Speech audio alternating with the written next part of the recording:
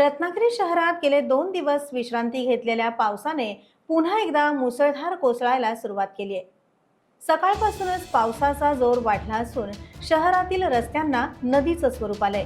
नागरिक आणि विद्यार्थ्यांना पाण्यातून कसरत करत चालावं लागतंय. धो कोसळणाऱ्या पावसामुळे शहरातील गटार तुंबल्यानं गटारातील पाणी रस्त्यावरून वाहत आहे.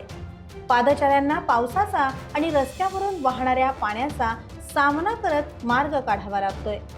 पाण्यामुळे गटारांचा अंदाज न आल्यानं विद्यार्थी आणि नागरिक गटारात पडण्याचे प्रकारही घडत आहेत. येत्या 48 तासात कोकणात मुसळधार पाऊस पडण्याची शक्यता हवामान विभागानं वर्तवली आहे.